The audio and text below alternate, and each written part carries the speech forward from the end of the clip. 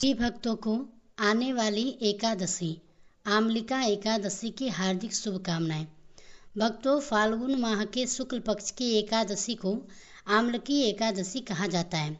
भारत में इसे अलग अलग जगहों पर अलग अलग नामों से भी जाना जाता है, जैसे कि कहीं कहीं पर इसे रंग भरी एकादशी और कहीं कहीं पर इसे आंवला एकादशी के नाम से जाना जाता है। खास बात यह है कि इस दिन आंवले के पेड़ की पूजा करने का विशेष प्रावधान होता है।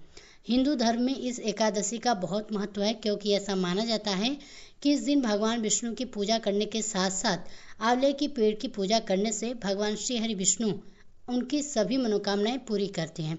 ऐसा माना जाता है कि इस व्रत को रखने से न केवल भौतिक सुख प्राप्त होते हैं, बल्कि आत्मिक शांति और मानसिक शुद्धता भी मिलती है। एकादशी के व्रत से साधक को जीवन के समस्त दुखों और संकटों से मुक्ति मिलती है। इसके साथ ही यह व्रत पापों से मुक्ति का भी उपाय माना जाता है। इस दिन भगवान विष्णु और आंवले की पूजा का विशेष महत्व है। आमलकी एकादशी का व्रत करने से व्यक्ति के जीवन के सभी संकट दूर होते हैं और उसे मोक्ष की प्राप्ति होती है। हिंदू धर्म में एकादशी तिथि का विशेष ही महत्व बताया गया है। इस शुभ अवसर पर लक्ष्मी नारायण की पूजा का विधान है। साथ ही उनके निमित्त एकादशी का व्रत भी रखा जाता है। धार्मिक मान्यताओं के अनुसार एकादशी का व्रत रखने से मनवांछित फलों की प्राप्ति होती है और साथ ही जीवन में सभी सुखों का आगमन होता है। एकादशी व्रत महिला और पुरुष दोनों रख सकते हैं। भक्तों, जैसे हर एकादशी का अपना अलग अलग महत्व होता है, ठीक उसी प्रकार आमलकी एकादशी का अपना अलग महत्व होता है। पूजा पाठ व्रत सब कुछ अलग होता है, लेकिन दोस्तों इस बार साल 2025 में आमलकी एकादशी व्रत को लेकर लोगों के मन में कंफ्यूजन बना हुआ है कि यह व्रत किस दिन रखा जाएगा, 9 या 10 मार्च को। साथ ही इस वीडियो में हम आपको बताएंगे कि पारण कब किया जाएगा, नियम क्या होंगे और आमलकी एकादशी व्रत की पूजा कैसे करनी चाहिए, पूजन विधि क्या होनी चाहिए, व्रत में क्या खाना चाहिए क्या नहीं खाना चाहिए। हम प्रत्येक एकादशी के बारे में विस्तृत जानकारी जो पुराणों में वर्णित है आपके लिए लेकर आते हैं। हम कुछ भी मनगढ़ंत तरीके से या बनावटी बातें नहीं बताते हैं। तो भक्तों, आज हम इस वीडियो में बताएंगे कि आमलकी एकादशी का व्रत कब किया जाएगा, पारण कब किया जाएगा, व्रत के नियम क्या रहेंगे, कैसे व्रत करना चाहिए, क्या क्या सावधानियां बरतनी चाहिए, पूजन कैसे करना है, भगवान को क्या अर्पित करना है क्या अर्पित नहीं करना है, एकादशी पर माता तुलसी की पूजा की जाएगी या नहीं की जाएगी, पारण में विशेष रूप से क्या भोग लगाना है, क्या मंत्र बोलना है और किन नियमों के अनुसार व्रत का पारण करना है, सुबह सुबह करना है या दोपहर को करना है, भद्रा का किस समय का प्रभाव रहेगा, आमलकी एकादशी के दिन भद्रा है या नहीं है। इस प्रकार की संपूर्ण जानकारी आने वाली आमलकी एकादशी के बारे में है। इस वीडियो में सरल भाषा में प्रदान की जाएगी। बस आपको जानकारी को पूरे मन से पूरे ध्यान से आपको देखना चाहिए। साथ ही यह भी बताएंगे कि आमलकी एकादशी के दिन चावल खा सकते हैं या नहीं खा सकते हैं, पहली बार यह व्रत कर सकते हैं या नहीं। इन सभी प्रश्नों के उत्तर आज हम इस वीडियो में जानेंगे, इसलिए आप वीडियो को पूरा जरूर देखिएगा। आधा अधूरा छोड़कर या बीच बीच में काट कर नहीं देखिएगा, फिर बाद में आपको दिक्कतों का सामना करना पड़ सकता है। तो चलिए वीडियो को शुरू करते हैं। अपने व्रत की सफलता के लिए और मनवांछित फल प्राप्त करने के लिए ओम नमो भगवते वासुदेवाय नमः या जय श्री हरि विष्णु कमेंट बॉक्स में अवश्य लिखिए। तो चलिए, आमलकी एकादशी की सही डेट टाइम क्या है, फिर हम बारी बारी आपको सभी जानकारियाँ बताते हुए चलेंगे और यह भी बताएंगे कि वह कौन सी चीज़ है जो हमें आमलकी एकादशी के दिन जरूर ही खा लेनी चाहिए। और भक्तों, साथ में हम आपको यह भी बताएंगे कि इस दिन एक चीज़ भूलकर भी नहीं खानी चाहिए। अगर आप यह चीज़ भूलकर भी खा लेते हैं तो आपके घर में अनावश्यक खर्चे बढ़ सकते हैं, दुख तकलीफें परेशानी चारों तरफ से आपको घेर सकती है और आपका काम जो है बनते बनते बिगड़ सकता है। तो वीडियो को पूरा जरूर देखिएगा। तो चलिए बताते हैं कि आमलकी एकादशी की सही डेट के बारे में। लेकिन दोस्तों, उससे पहले आपसे एक बार फिर से निवेदन है कि कमेंट बॉक्स में एक बार सच्चे मन से ओम नमो भगवते वासुदेवाय नमः जरूर लिखिए। तो चलिए अब जान लेते हैं साल 2025 में आमलकी एकादशी की सही डेट। तो देखिए, हिंदू कैलेंडर के अनुसार हर मास के कृष्ण पक्ष के और शुक्ल पक्ष में एक एक एकादशी आती है और हर एकादशी का अपना अपना महत्व होता है। ऐसे ही फाल्गुन मास के शुक्ल पक्ष की एकादशी को आमलकी एकादशी कहा जाता है। इसके अलावा इसे आंवला एकादशी भी कहा जाता है। इस दिन भगवान विष्णु की विधिवत पूजा करने के साथ आंवला के पेड़ की पूजा करना शुभ माना जाता है। इस बार 2025 में आमलकी एकादशी का व्रत 10 फरवरी को रखा जाएगा। आइए अब जानते हैं कि आमलकी एकादशी का महत्व शुभ मुहूर्त और पूजा विधि के बारे में। देखिए, हिंदू पंचांग के अनुसार फाल्गुन माह के शुक्ल पक्ष की एकादशी 9 मार्च 2025 को प्रातःकाल 7:45 से प्रारंभ होगी और 10 मार्च को 7:44 पर समाप्त होगी। इस प्रकार उदया तिथि के अनुसार आमलकी एकादशी का जो व्रत है 10 मार्च को मनाया जाएगा। पारण के समय की बात करें तो पंचांग के अनुसार आमलकी एकादशी का व्रत का पारण 11 मार्च 2025 मंगलवार को किया जाएगा। व्रत पारण का शुभ मुहूर्त सुबह 6:03 से लेकर सुबह 8:01 तक रहेगा। आमलकी एकादशी का व्रत करने से कई फायदे मिलते हैं। हिंदू धर्म ग्रंथों के अनुसार यह व्रत सैकड़ों तीर्थों, यात्राओं और यज्ञों के बराबर पुण्य देता है। इस दिन भगवान विष्णु की पूजा करने से पापों का नाश होता है और मोक्ष मिलता है। इससे जीवन के दुख दूर होते हैं और सुख समृद्धि आती है। यह व्रत जीवन में सकारात्मक बदलाव लाता है, साथ ही करियर, कारोबार में आगे बढ़ने के प्रयासों को सफलता मिलती है। आपकी जानकारी के लिए हम आपको बता दें कि इस पवित्र दिन पर भगवान विष्णु के साथ साथ आंवले के वृक्ष की भी पूजा की जाती है। इस दिन व्रत रखने का विशेष महत्व है। इस वर्ष आमलकी एकादशी के अवसर पर तीन शुभ संयोग बन रहे हैं। इस दिन सर्वार्थ सिद्धि योग, शोभन योग और पुष्य नक्षत्र का संयोग उपस्थित होगा। यह सभी संयोग अत्यंत ही शुभ माने जाते हैं। सर्वार्थ सिद्धि योग सुबह 6:36 से लेकर रात 12:51 तक रहेगा। वहीं शोभन योग सुबह से लेकर दोपहर 1:05 तक रहेगा। एकादशी के दिन पुष्य नक्षत्र पूरे दिन रहेगा और इसका समापन रात 12:51 पर होगा। एकादशी के दिन भगवान विष्णु की पूजा करने से कई तीर्थों के दर्शन करने के बराबर पुण्य की प्राप्ति होती है। इस दिन विष्णु जी की पूजा करने से मोक्ष की प्राप्ति होती है। इसके अलावा इस दिन आंवला की पूजा करना बहुत ही शुभ माना जाता है। मान्यता है कि आंवले के पेड़ में भगवान विष्णु जी का वास होता है, इसलिए इस दिन इनकी पूजा करने से जातकों को हर तरह के दुख, दर्द और पापों से मुक्ति मिल जाती है। चलिए अब हम जान लेते हैं कि आमलकी एकादशी की पूजा विधि के बारे में। देखिए, आमलकी एकादशी के दिन सबसे पहले आपको सुबह जल्दी उठकर शुद्ध और पवित्र मन से दिन की शुरुआत करनी चाहिए। यह दिन विशेष रूप से भगवान श्री हरि विष्णु की उपासना करने के लिए होता है, इसलिए इस दिन की शुरुआत से ही आपको पूरे दिन के लिए एक सकारात्मक और पवित्र वातावरण तैयार करना चाहिए। इसके बाद आपको स्नान करना चाहिए, लेकिन केवल सामान्य पानी से ही नहीं बल्कि गंगा जल को पानी में मिलाकर स्नान करें। गंगा जल को पवित्र माना जाता है और यह शुद्ध का प्रतीक होता है। गंगा जल का उपयोग शरीर और मन को शुद्ध करने के लिए किया जाता है, ताकि व्रत में कोई भी विघ्न ना आ सके और आपको भगवान की कृपा साथ ही आशीर्वाद प्राप्त हो सके। स्नान करने के बाद आपको भगवान श्री हरि विष्णु का ध्यान करना चाहिए। इस समय आप भगवान विष्णु के चरणों में अपनी श्रद्धा व्यक्त करते हुए व्रत का संकल्प लें। संकल्प लेने के बाद अब पूरी तैयारी करें। एक छोटी सी चौकी लेकर उस पर पीला वस्त्र बिछाएं, क्योंकि पीला रंग विशेष रूप से शुभ माना जाता है और इसे लक्ष्मी माता और भगवान श्री हरि विष्णु से जोड़ा जाता है। यह पवित्रता और समृद्धि का प्रतीक है, इसलिए पूजा में इसे शामिल करना अत्यंत ही आवश्यक है। अब इस पीले वस्त्र पर लक्ष्मी नारायण की मूर्ति या चित्र स्थापित करें, फिर पूजा की शुरुआत करें। पूजा में आपको भगवान विष्णु और माता लक्ष्मी को फल, पीले फूल, धूप, दीप, आंवला और नैवेद्य अर्पित करना चाहिए। विशेष रूप से भगवान विष्णु को तिल और तुलसी दल जरूर अर्पित करें। व्रत का पुण्य और भी अधिक इससे बढ़ जाता है। ताजे फल फूल अर्पित करने से भगवान विष्णु और माता लक्ष्मी खुश होते हैं और उनका आशीर्वाद प्राप्त होता है। अब पूजा के बाद भगवान विष्णु के बीज मंत्र ओम नमो नारायणाय नमः, इस मंत्र का जाप करें। यह मंत्र भगवान विष्णु को समर्पित है और इससे मन की शांति मिलती है। इस मंत्र का जाप पूरे दिन करें ताकि आप भगवान विष्णु के करीब महसूस करें और उनकी कृपा प्राप्त हो सके। भक्तों, अब आमलकी एकादशी के दिन पूजा को और भी विशेष बनाने के लिए विष्णु चालीसा और विष्णु सहस्त्र नाम का पाठ करें।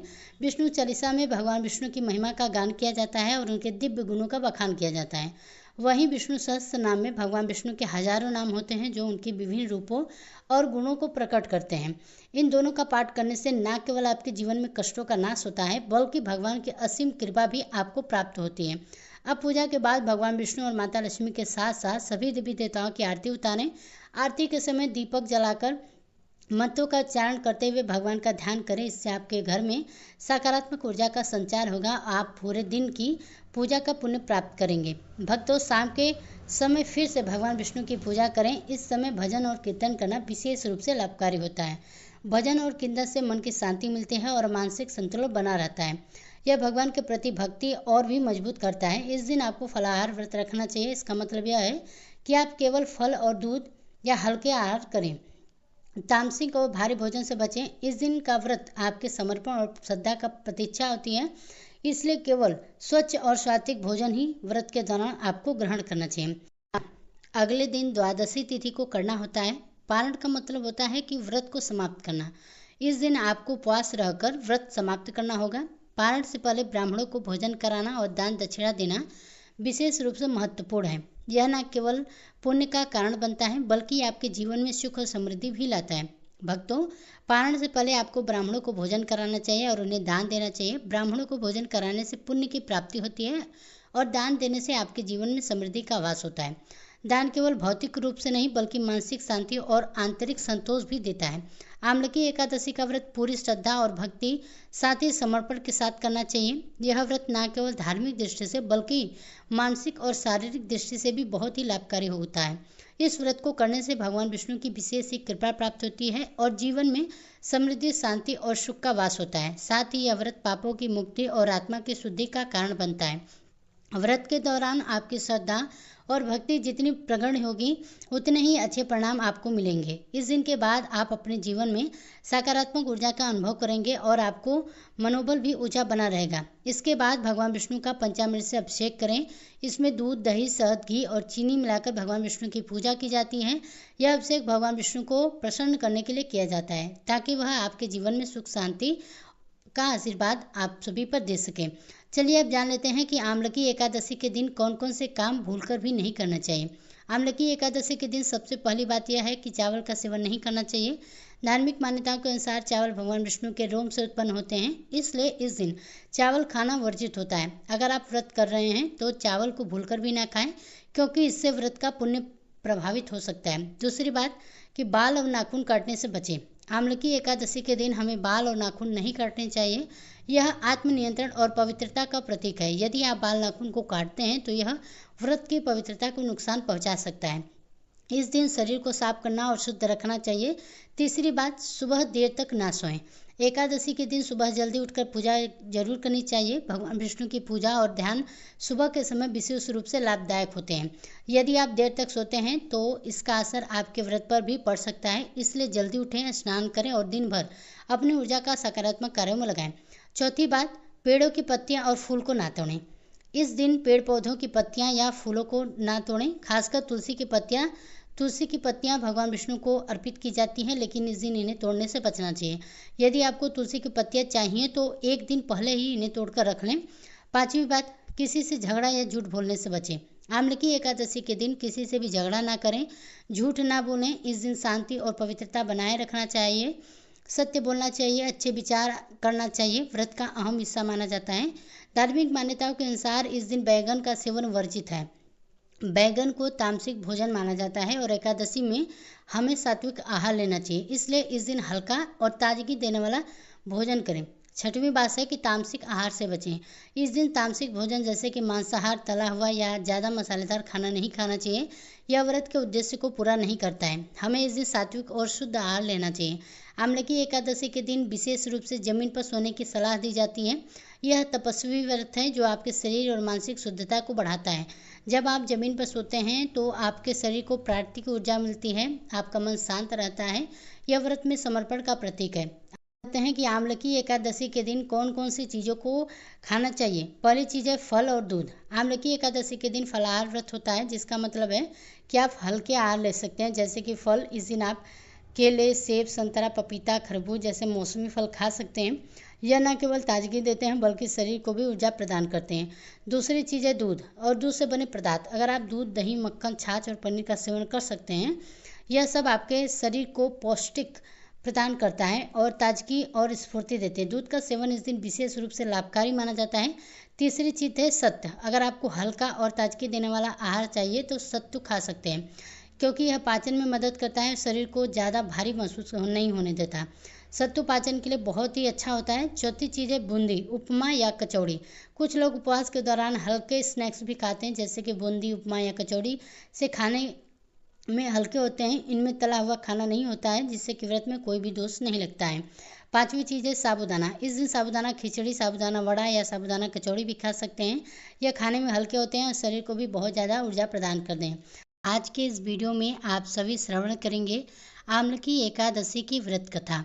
पौराणिक कथा के अनुसार 88,000 ऋषियों को संबोधित करते हुए श्री सूत जी महाराज ने कहा कि हे विप्रो, प्राचीन काल की बात है, महान राजा मानधाता ने वशिष्ठ जी से पूछा कि हे वशिष्ठ जी, यदि आप मुझ पर प्रसन्न हैं तो ऐसे व्रत का विधान बताने की कृपा करें जिससे कि मेरा कल्याण हो।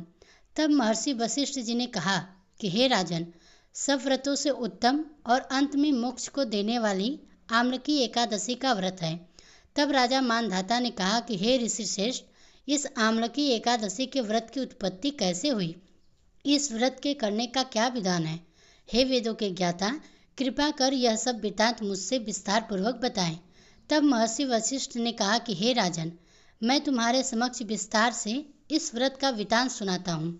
यह व्रत फाल्गुन मास के शुक्ल पक्ष में होता है। इस व्रत के फल के प्रभाव से सभी पाप समूल नष्ट हो जाते हैं। इस व्रत का पुण्य 100 सहस्त्र गोदान के फल के बराबर होता है। आंवले की महत्ता उसके गुणों के अतिरिक्त इस बात में भी है कि इसकी उत्पत्ति भगवान विष्णु के श्रीमुख से हुई है। अब मैं आपको एक पौराणिक कथा सुनाता हूँ, इसे आप ध्यान पूर्वक सुनिए। प्राचीन समय में वैदिक नाम का एक नगर था। उस नगर में ब्राह्मण, वैश्य, क्षत्रिय, शूद्र 4 वर्ण के मनुष्य प्रसन्नतापूर्वक निवास करते थे। नगर में सदैव वेद ध्वनि गूंजा करती थी। उस नगरी में कोई भी पापी, दुराचारी और नास्तिक नहीं था। उस नगर में चित्ररथ नामक चंद्रवंशी राजा राज्य करते थे। वह उच्च कोटि का विद्वान और धार्मिक प्रवृत्ति का व्यक्ति था। उसके राज्य में कोई भी निर्धन एवं लोभी नहीं था। उस राज्य के सभी लोग भगवान विष्णु के अनन्य ही भक्त थे। वहाँ के छोटे बड़े सभी निवासी प्रत्येक एकादशी का उपवास करते थे। एक बार फाल्गुन मास के शुक्ल पक्ष की आम्लकी एकादशी आई।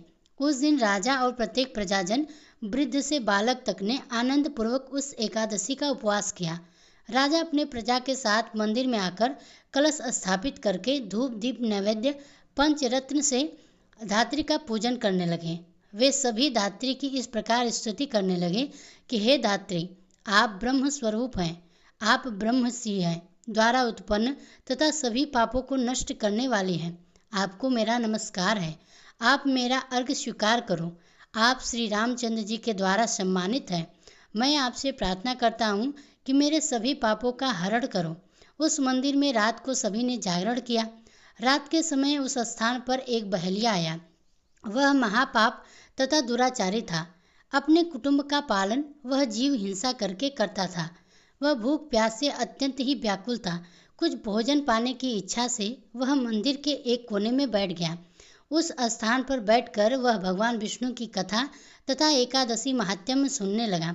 इस प्रकार उस बहेलिये ने संपूर्ण रात्रि अन्य लोगों के साथ जागरण करके व्यतीत किया।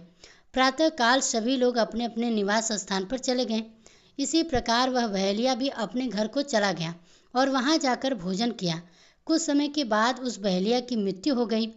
जीव हिंसा के करने के कारण वह घोर नरक का भागी हो गया। परंतु उस दिन आम्लकी एकादशी का व्रत और जागरण के प्रभाव से उसने राजा विदुर के यहाँ जन्म लिया। उसका नाम वसुदेव रखा गया।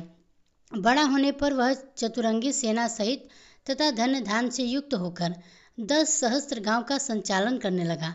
वह तेज में सूर्य के समान, कांति में चंद्रमा के समान, वीरता में भगवान विष्णु के समान तथा क्षमा में पृथ्वी के समान था।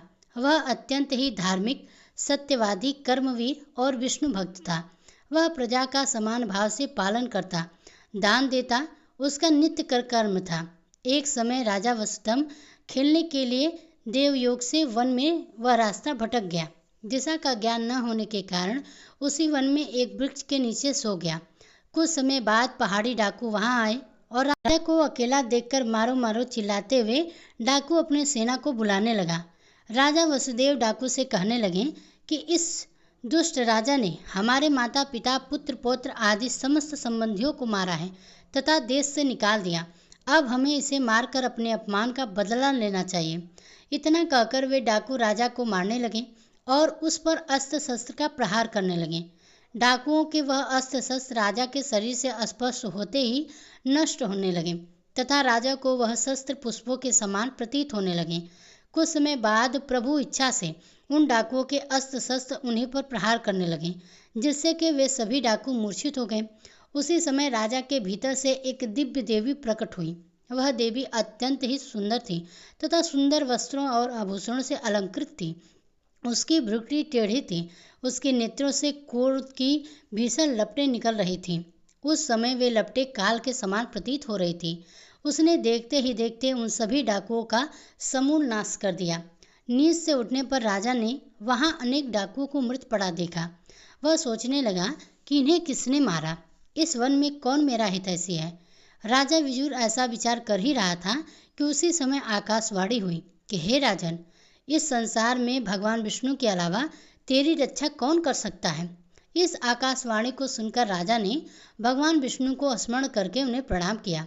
इसके बाद अपने नगर को वापस चला गया और सुखपूर्वक राज्य करने लगा। महर्षि वशिष्ठ जी ने कहा कि हे राजन, यह सब आमलकी एकादशी के व्रत के प्रभाव का था। जो भी मनुष्य आमलकी एकादशी का व्रत करता है वह प्रत्येक कार्य में सफल और अंत में वैकुंठ धाम को पाता है, क्योंकि भगवान श्री हरि की शक्ति हमारे सभी कष्टों को हर लेती है। यह मनुष्य ही नहीं अपितु देवताओं की रक्षा में भी पूर्णतः समर्थ है। इसी बल से भगवान विष्णु ने मधुकैटभ नाम के राक्षस को संहार किया। इसी शक्ति से उत्पन्ना एकादशी के रूप में मूर नामक असुर का वध करके देवताओं के कष्ट को हर कर उन्हें भी सुखी किया। तो प्रेम से बोलिए भगवान श्री लक्ष्मी नारायण की जय।